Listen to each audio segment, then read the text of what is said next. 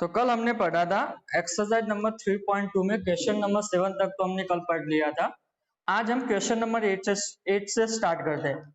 तो question number 8 है, वही एक इक्वेशन टाइप का ही है। हमें एक इक्वेशन दिया है 2x plus y which is equal to 10 minus 3 2 और यहाँ पर हमें x फाइंड करना है एंड y की वैल्यू भी दे दी है अंदर क्वेश्चन में, हमें दे दी है वहां पे y की वैल्यू है 3214। तो हम इसे फाइंड कर सकते हैं हाँ, क्योंकि अब यहाँ पे देखो 2x प्लस y है तो यहाँ पे मैं फिर से y यहाँ पे माइनस करता हूँ और जो इक्वल टू के उस तरफ है वहां पर भी मैं माइनस y करता हूँ। तो ये मैं कर सकता हूँ, दोनों तरफ ऐड तो कर सकता हूँ माइनस y, तो ये मैंने कर दिया। और आपको ऐसा नहीं करना है, डायरेक्टली अगर करना है तो भी कर लेना।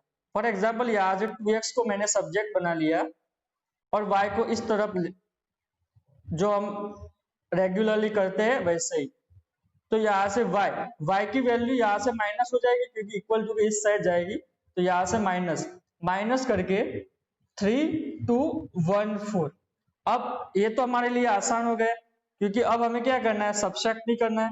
तो यहाँ पे 2x अभी 2 को नीचे नहीं ले जाते, अगर आपको ले जाना है तो ले जा सकते हैं, यानी कि 1/2 लेके जाओ और यहाँ पे कर्ली ब्रैकेट में ये लिखता हूँ 10 माइनस 32 फिर माइनस 3214।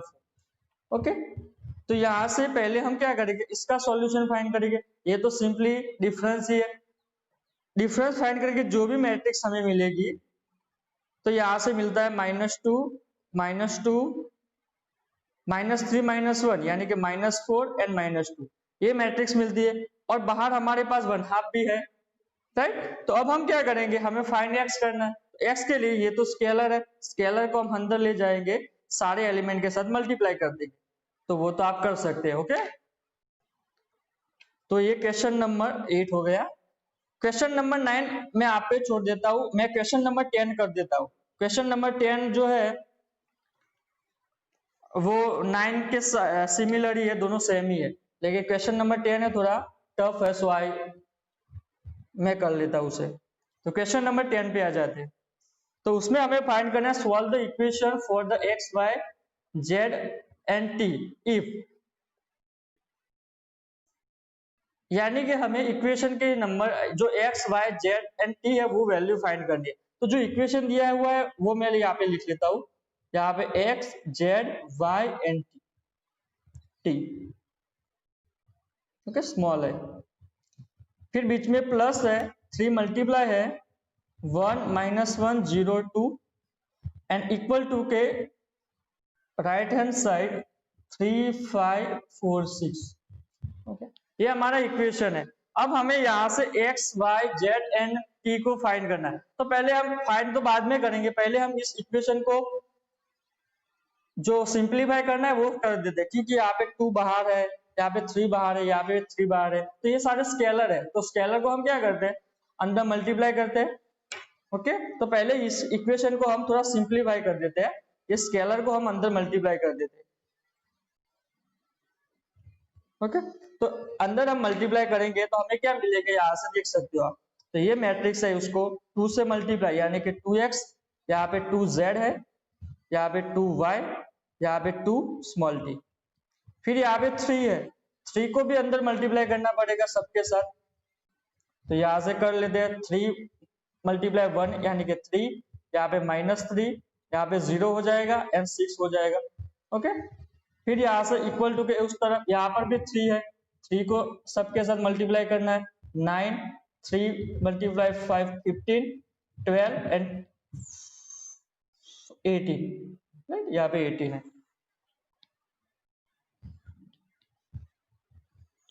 ओके, अब हमें क्या करना है, अभी हमें जो सिंप्लीफाई करना है उसमें थोड़ा बहुत बाकी है। क्या बाकी यहाँ पे रह जाता है, तो यहाँ पे प्लस वाला हम कर देते हैं। तो प्लस में हम क्या करते हैं, हमें पता है कॉरस्पॉन्डिंग एलिमेंट का एडिशन ही करते हैं। यहाँ पे कॉरस्पॉन्डिंग एलिमेंट ये है, इसके साथ इसका एडिशन करना है, तो यहाँ से हम कर लेते हैं। तो क्या होगा, 2x + 3 होगा यहां से। फिर 2z को -3 में प्लस करना, यानी कि 2z प्लस -3, यानी कि यहां से प्लस माइनस तो माइनस हो जाएगा, तो मैं माइनस डायरेक्टली यहाँ पे लिख देता हूँ। ओके, तो -3, राइट। यहाँ पे 2 को ऐसे लिखे तो z हमें पता चले कि z है। फिर 2y के साथ +0, यानी कि यहाँ पर तो 2y ही आएगा। फिर 2t के साथ +6, यानी कि 2t + 6। ये हो गया हमारी इस तरफ की मैट्रिक्स। अब इक्वल टू के उस साइड तो एज इट इज रखना है हमें, 12, 18। अब यहां पर आप देखो, ये पूरी मैट्रिक्स है,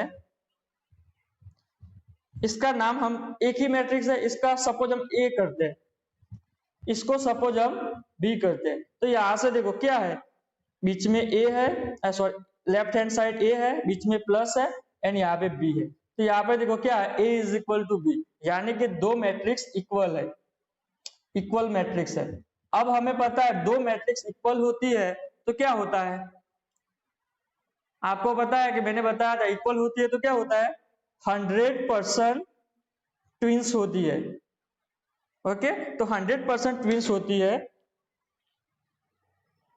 इसका मीनिंग क्या हुआ, 100% ट्विंस होती है। तो यहाँ पे 2/2 है, तो यहाँ पर भी 2/2 होना चाहिए, वो तो है हमारे पास, उसको देखना ही जरूरत ही नहीं है। अब ये एलिमेंट यहाँ पे है 2x + 3, उसके इक्वल क्या होगा, ये होगा, क्योंकि अगर दो मैट्रिसेस अगर इक्वल है, सपोज ये एक मैट्रिक्स है 2/2 एंड ये दूसरी मैट्रिक्स है 2/2, तो 100% ट्विंस का मीनिंग क्या होता है, इसके इक्वल ये होता है, इसके इक्वल ये होता है, कॉरस्पॉन्डिंग एलिमेंट भी इक्वल होते हैं। ओके, और इसके इक्वल ये होता है, यानी कि कॉरस्पॉन्डिंग एलिमेंट भी इक्वल होते हैं। तो यहां से हम देख सकते हैं कि कॉरस्पॉन्डिंग एलिमेंट भी इक्वल हो गए, यानी कि 2x = 9 लिख सकता हूं, बीच में है, तो 2x + 3 which is equal to 9, ये हमारा फर्स्ट वाला बन गया। फिर यहां से क्या बनेगा, दूसरे में 2z - 3, तो इस वाले को किसके साथ कंपेयर कर सकते हैं, 15 के साथ। ओके, फिर नीचे आ जाइए, तो वहां पर है 2y, 2y को हम किसके साथ कंपेयर कर सकते हैं, 12 के साथ, यानी कि 2y which is equal to 12। Okay, and last वाला जो है 2t + 6, तो उसको हम यहां पे लिख लेते हैं 2t + 6, तो इसको किसके साथ कंपेयर कर सकते हैं, 18 के साथ। ओके, ऐसा हमने सम आगे भी देखा है। तो अब हमें फाइंड करना है x, y, z and t। तो यहां से सिंपली 4 इक्वेशन बन गए, और यहां से हम फाइंड कर सकते हैं। यहां से हम x को अगर सब्जेक्ट बना देंगे तो x = 9 - 3/2, यानी कि 6/2, यानी कि 3 आ जाएगा। यहां से z को करना है, तो z = 15 + 3, तो z = 15 + 3, यानी कि 18/2, यानी कि 9 आएगा, z की वैल्यू भी मिल गई। अब y तो यहां से फाइंड कर दे, y = 6 आ जाएगा, डिवाइड बाय 2 हो जाएगा, y = 6। यहाँ पे t देखो, तो t में 18 - 6/2, तो क्या आएगा, 12, यानी कि 6, तो t की वैल्यू भी 6 आ जाएगी। ओके, t की वैल्यू 6 आ जाएगी, यहाँ पे आप देख सकते हो t की वैल्यू 6 है। ओके, तो हमने यहाँ पे फाइंड कर लिया जो करना था। इन शॉर्ट ऐसे सम अगर पूछे तो हमें क्या करना है, पहले तो हमें जो भी मैट्रिक्स दी हुई है उसको पहले सिंप्लीफाई करना है।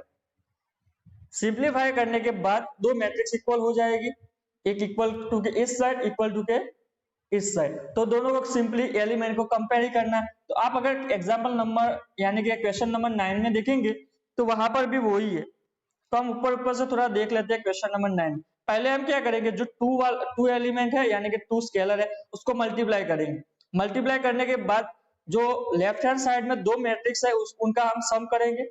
ओके, एडिशन करेंगे, एडिशन करने के बाद हमें दो मैट्रिसेस मिल जाएगी, मैट्रिक्स मिल जाएगी, मैट्रिसेस एक इस तरफ एक इस तरफ। तो अब हमें क्या करना है, एलिमेंट वाइज को कंपेयर ही करना है, और फिर 3 या 4 इक्वेशन आएंगे, तो उसमें से हम x, y, z जो भी हो वो फाइंड कर सकते हैं।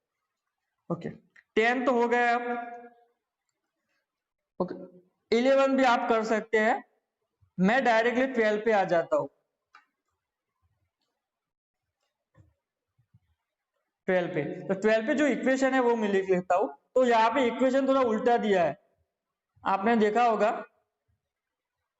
कि हमने आगे जो भी दिया देखा था उसमें यहाँ पे टू इक्वेशन, टू एलिमेंट थे और यहाँ पे एक था, तो यहाँ पे एक दिया है, यहाँ पे दो दिए। आप इसको सीधा करके लिखेंगे तो भी आंसर तो वही आएगा, -1 2w और बीच में प्लस है 4x plus y z plus w and 3। Okay, तो ये हमारा इक्वेशन है। अब यहाँ पे इक्वल टू यहाँ पर है, ये आपको उसको अगर उल्टा कर देंगे तो भी कोई दिक्कत नहीं आने वाली, यानी कि ये वाला पोर्शन इस तरफ ला दे और ये वाला इस तरफ ला दे तो भी कोई दिक्कत नहीं आने वाले, वही आंसर आने वाला। लेकिन यहाँ पे हमें थोड़ी स्पेस कम है तो वो हम करते नहीं, डायरेक्टली हम यहाँ से कर सकते हैं। ओके, तो पहले हमें पता इक्वेशन को सॉल्व करना है, एंड यहाँ पे मैंने आपको बताना भूल गया, क्या फाइंड करना है, एक्स वाई जेड एंड डब्ल्यू, जो भी वेरिएबल है वो हमें फाइंड करने हैं। तो यहाँ से भी हम फाइंड करते हैं। तो 3 को अंदर मल्टीप्लाई करेंगे तो 3x 3y 3z 3w, ये तो हमें पता है। फिर यहाँ पे कोई स्केलर तो बाहर है नहीं तो हमें मल्टीप्लाई करने की कोई जरूरत ही नहीं है, तो हम क्या करेंगे, डायरेक्टली यहाँ पे एडिशन ही करना है, यानी कि फर्स्ट वाले एलिमेंट को फर्स्ट वाले के साथ, यानी कि x प्लस 4। अगर कोई स्केलर होता तो पहले हम मल्टीप्लाई करते उसके बाद एडिशन करते। फिर 6, तो क्या होगा, हो जाएगा x प्लस वाई प्लस 6 -1 यानी कि z प्लस w -1 2w यानी कि 2w बीच में प्लस n। अब ये तो दो इक्वेशन ही बन गए, दो इक्वेशन को सिंपली सॉल्व करना है। तो ये सॉरी दो इक्वेशन का दो मैट्रिक्स बन गई, तो दो मैट्रिक्स को हमें इक्वल है, इक्वल का मीनिंग होता है कॉरस्पॉन्डिंग एलिमेंट सेम हो गए, इसके साथ ये सेम होगा तो यहाँ से यहाँ पे हमको कंपैरिजन करेंगे, यानी कि दोनों इक्वल है तो इक्वल को हम लिख सकते हैं 3x which is equal to x plus 4। Okay, फिर दूसरा है 3y is equal to x plus y plus 6। Okay, फिर थर्ड पे आ जाते हैं 3z is equal to z plus w minus 1, ये वाला, इसके साथ ये, इसके साथ यहाँ पे लिखते हैं यानी कि 3w is equal to 2w plus 3। तो यहाँ से फाइंड कर सकते हैं आप x y z and w। यहाँ पे देखो 2w वाला है तो यहाँ से 2w मैं लेफ्ट हैंड साइड में लेके आऊंगा तो 3w माइनस 2w यानी कि w इज इक्वल टू 3 बच जाएगा। तो यहाँ से w की वैल्यू तो हमें मिल गई, हमें फाइंड करना है यहाँ पे x y z and w की वैल्यू मिल गई, राइट। अब यहाँ से देखो x वाला मिल सकता है क्योंकि यहाँ इस इक्वेशन को पहले हम नहीं सोल्व करेंगे क्योंकि इसमें x एंड y दो वेरिएबल है। ओके, इसमें देखो z एंड w दो वेरिएबल है, तो यहाँ से हमें x फाइंड करेंगे और ये x की वैल्यू इसमें रखेंगे तो हमें y मिल जाएगा। ओके, और यहाँ से हमने w तो फाइंड कर दिया, w को अगर आप इसमें रखेंगे तब भी z फाइंड कर सकते हैं। तो पहले हम यहाँ पर x फाइंड कर लेते हैं, तो x तो यहाँ से माइनस आ जाएगा यानी कि 2x is equal to 4 x is equal to 2। अब x इज इक्वल टू 2 आ गया तो x इज इक्वल टू को इसके अंदर रख देते हैं यानी कि 3y और ये इस तरफ आएगा -y, x is equal to कितना है 2 प्लस 6, यहाँ से 2y हो जाएगा एंड 8 हो जाएगा, y इज इक्वल टू 4 हो जाएगा। ओके, इसको ऐसे बॉक्स में कर देना क्योंकि ये बहुत भाग जाता है, कहीं भाग नहीं जाए इसलिए हम इसे बंद कर देते हैं। फिर यहाँ पे आ जाओ 3z, यहाँ पे z इस तरफ ले लेता हूँ, w की वैल्यू यहाँ से हमें पता है 3 -1, यहाँ पे हो जाएगा 2z या इज इक्वल टू 2, यहाँ पे 2 ऐसे लिखते हैं। ओके, तो फिर z को अगर हम सब्जेक्ट बनाएंगे तो 2/2 यानी कि 1, तो इसको हमने पकड़ लिया। तो यहाँ से x y z and w हमें मिल गया। तो इक्वेशन 11 में भी आप ऐसा ही करना एंड इक्वेशन फाइंड करना। अगर आपको कोई कंफ्यूज है तो टेल मी। ओके, 13 पे आ जाते हैं। 13 में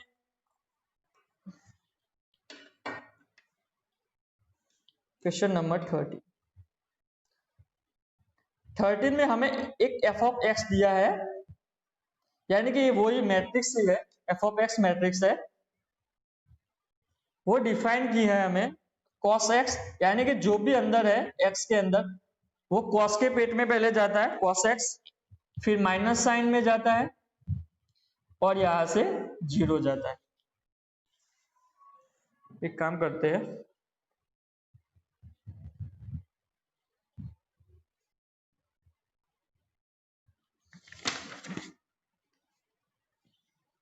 तो यहां से 13 स्टार्ट करते हैं।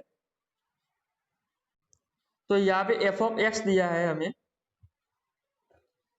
एक्स के पेट में लिखना है cos x लिखना है, sin x 0, minus sine x cos x यहाँ पे 0, फिर 0 0। अब हमें इतना हमें दिया हुआ है, अब हमें दिखाना है show that f x into f of y which is equal to f of x plus y. Okay, f of x plus y है, तो पहले एफ ऑफ एक्स तो दिया है, फिर इसके साथ एफ ऑफ वाई हमें नहीं दिया है, एफ ऑफ वाई हम कहां से लाएंगे, वही क्वेश्चन है। तो एफ ऑफ वाई लाना यहां से आसानी है, क्योंकि यहाँ पे एफ ऑफ एक्स है तो एफ ऑफ वाई क्या हो जाएगा, जहां पर जो मैट्रिक्स का आंसर मैट्रिक्स में एक्स है वहां पे वाई रखना है, यानी कि जो भी एफ के पेट में है वो यहाँ पे रखा था एक्स, तो यहाँ पे एफ के पेट में वाई है, तो वाई को मैट्रिक्स में जहां पर भी एक्स है वहां पे रख देते। तो वाई तो हमने मिल गए यहां से, देखो cos y sin y 0, okay, क्योंकि 0 में तो कुछ होता ही नहीं है, minus sine y cos y and यहां से 0, और ये तो एज इट इज आएगा 0 0 1, क्योंकि यहाँ पे x तो है नहीं, सो हमें कुछ रखने की जरूरत ही नहीं है। अब हमें पहले क्या करना है, इन दोनों मैट्रिक्स का मल्टीप्लिकेशन करना है, उसका answer f of x plus y लाना है। ओके, तो यहां से मैं पहले दो मैट्रिक्स का मल्टीप्लिकेशन ही कर देता हूं। ओके, तो पहले हम फाइंड करेंगे f of x into f of y. Okay, तो f of x into f of y आप यहां से कर सकते हैं, तो हमें पता है आंसर क्या मिलेगा, 3 क्रॉस 3 मिलेगी मैट्रिक्स, राइट। तो ये थोड़ी space, f of y, okay, तो यहाँ पे मैं लिख लेता हूं। तो हमें पता है मल्टीप्लिकेशन करना है, तो पहले हम f वाली ये है, f ऑफ y ये है मैट्रिक्स, तो मैं यहाँ पे दो मैट्रिक्स लिखता नहीं हूँ, आप लिखना फिर करना। तो मैं डायरेक्टली यहाँ से फर्स्ट वाली मैट्रिक्स में फर्स्ट रो ले लेता हूँ, हमें पता है मैट्रिक्स का मल्टीप्लिकेशन कैसे करते हैं। फिर यहाँ से फर्स्ट कॉलम लेनी है, तो फर्स्ट रो को फर्स्ट कॉलम के साथ मल्टीप्लाई करना, थोड़ा क्लियरली करना और शांत टाइम लेके करना, क्योंकि ये थोड़ा मल्टीप्लिकेशन है, वो आपको कहीं भी डाउट सॉरी मिस्टेक करवा सकता है। तो यहाँ पे cos x cos y, देखो मल्टीप्लिकेशन, फर्स्ट एलिमेंट यहाँ पे cos x है उसका cos y के साथ, यानी कि cos x cos y, बीच में प्लस आता है हमें पता है। फिर यहां से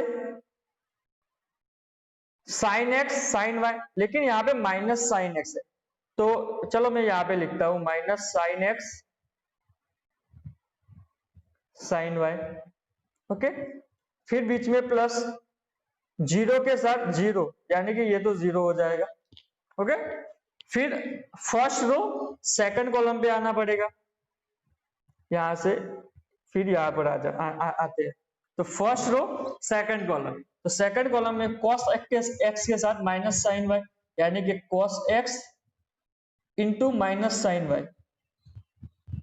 ओके, फिर बीच में प्लस आएगा, यहां से माइनस साइन x है एंड प्लस cos y है, यानी कि minus sine x into plus cos y, और लास्ट वाला तो 0 हो जाएगा, वो मैं लिखता नहीं हूं यहाँ पे।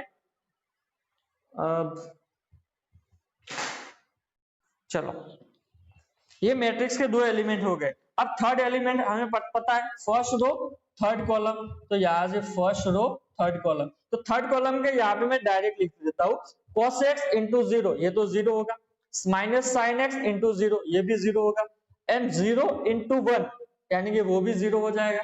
तो यहाँ पर मैं बड़ा 0 लिख लेता हूँ। ओके, ये तो हो गया फर्स्ट रो का काम खत्म हो गया, क्योंकि फर्स्ट रो को हमने 3 कॉलम के साथ लिख लिया।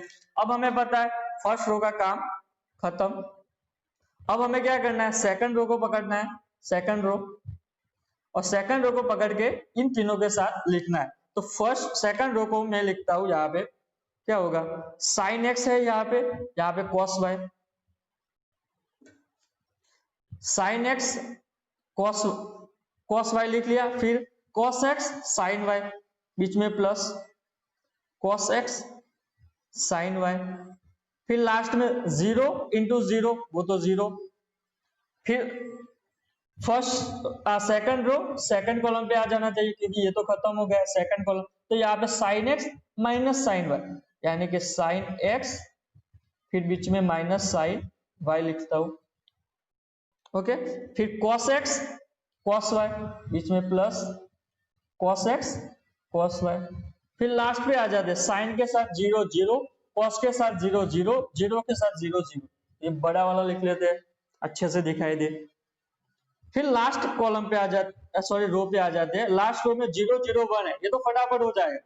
तो इसके 0 के साथ कॉस के साथ तो 0, 0 के साथ साइन बाय 0, 1 के साथ 0, तो यहाँ पे बड़ा 0।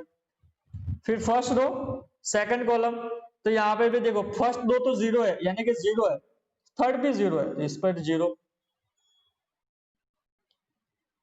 यहाँ पे 0, यहाँ पे 0, लास्ट पे आ जाते हैं, तो फर्स्ट दो तो 0 है, 0, 1 के साथ यहाँ पे 1 आ जाएगा, तो यहाँ पे मैं 1 लिखता हूं।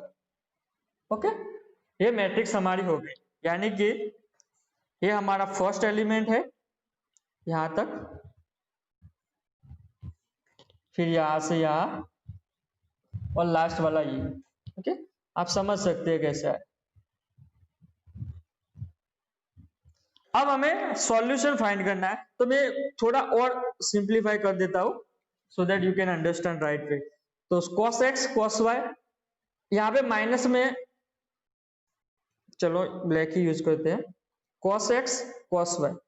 अब माइनस साइन एक्स है, तो माइनस प्लस माइनस हो जाएगा, यानी कि साइन एक्स साइन वाई, 0 को लिखने की कोई जरूरत नहीं है। फिर यहाँ पे देखो, यहाँ पे माइनस है, यहाँ पर भी माइनस है, एंड यहाँ पर भी माइनस है, तो मैं माइनस कॉमन निकाल देता हूँ। ओके, माइनस कॉमन निकालने के बाद मैं इसको अंदर लिखता हूँ cos x sin y। देखो यहां से माइनस कॉमन निकल गया, यहां से माइनस कॉमन निकल गया, बीच में तो प्लस ही है, sin x cos y, ये खत्म हो गया, यहाँ पे 0, राइट।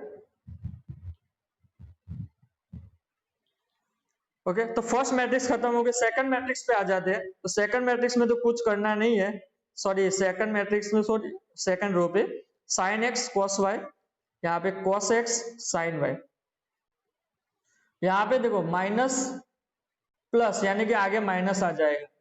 ओके, तो माइनस वाला पोर्शन है वो मैं बाद में लिखता हूँ, ये प्लस वाला आगे लिख लूँ तो अच्छा रहेगा। ओके, तो यहाँ पे अगर आपको पता चले इसलिए मैं यहाँ पे ऐसा कर लेता हूँ कि आपको ये दूसरा एलिमेंट है वो आप अच्छे से देख पाए।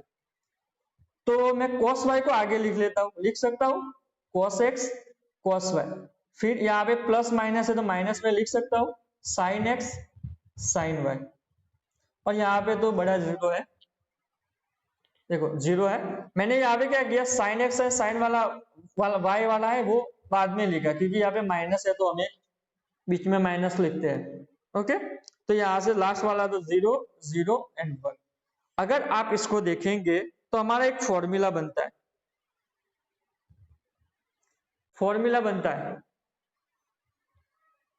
देखो फॉर्मूला कौन सा बनता है, ये वाला देखो,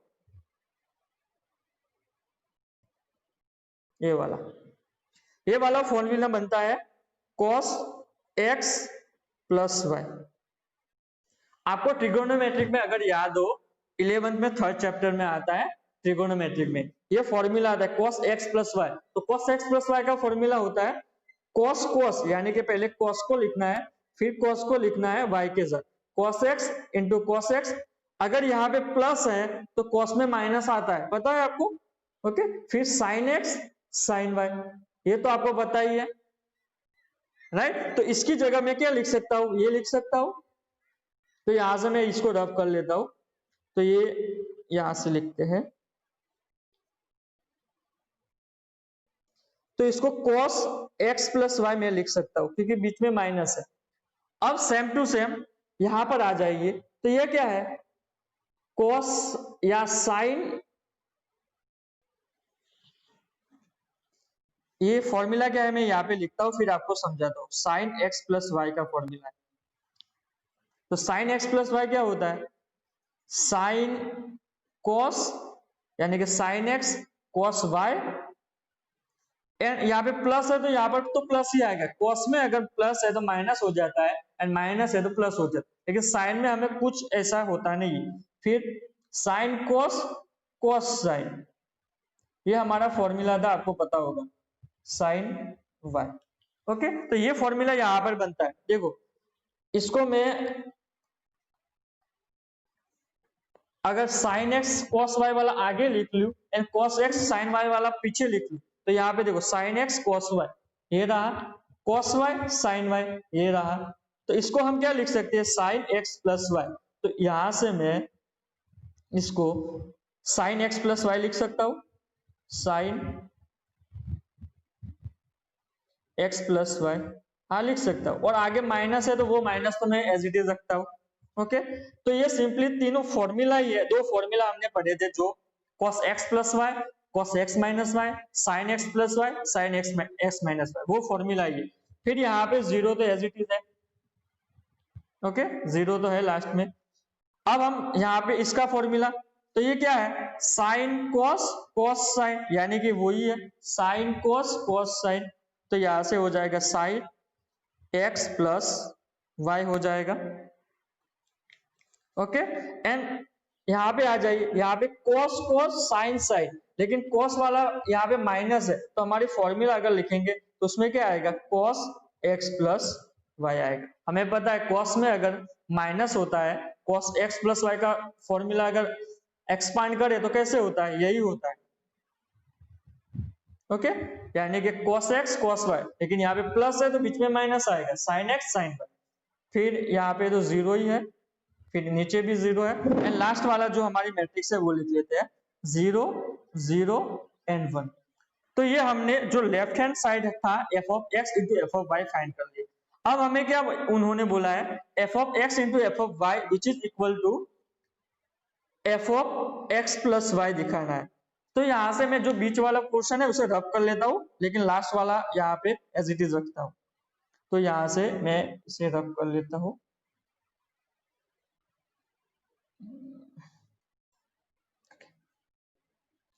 ये है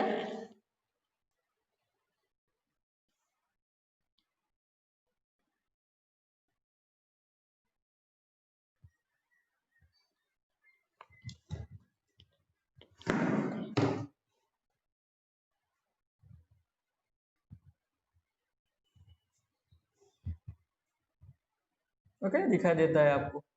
तो ये हमारा है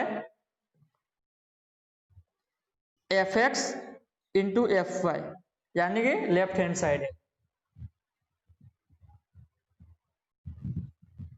ओके, अब हमें दूसरा फाइंड करना है राइट हैंड साइड में, यानी कि आर एच एस, इसका मीनिंग होता है f of x plus y. तो हमें पता है f of x plus y कैसे फाइंड करना है, तो ये मैट्रिक्स हमें, एफ तो मैट्रिक्स दी हुई है एग्जाम में, जो क्वेश्चन में एग्जाम जो क्वेश्चन है उसमें दी हुई है एफ ऑफ एक्स। तो एफ ऑफ एक्स का मीनिंग क्या होता था उसमें मैट्रिक्स में, जो भी अंदर पेट में है उसे कॉस के पेट में लिखना है, साइन के पेट में, यहाँ पे साइन के, यहाँ पे कॉस के। ओके, तो ये मैं लिख लेता हूँ, तो यहाँ पे एक्स प्लस वाई पेट में है, तो इसको मैं कॉस के पेट में लिखूंगा, यानी कि cos x plus y. Okay, यहाँ पे एक्स प्लस वाई, फिर साइन एक्स प्लस वाई, लेकिन आगे माइनस है वो माइनस एज इट इज लिखता हूं, फिर यहाँ पे जीरो है तो जीरो। ओके, फिर नीचे आ जाते हैं तो sine x plus y, cos x plus y, यहाँ पे जीरो, यहाँ पे 0 0 1, इसमें तो कोई दिक्कत नहीं। तो यहाँ से आप देख सकते हैं right hand side and left hand side दोनों इक्वल है। देखो cos x plus y minus sine x plus y, यहाँ पे 0 0 साइन कॉस सब कुछ इक्वल ही है। तो हम बोल सकते हैं कि दिस जो हमें प्रूव करना था वो हमने दिखाया।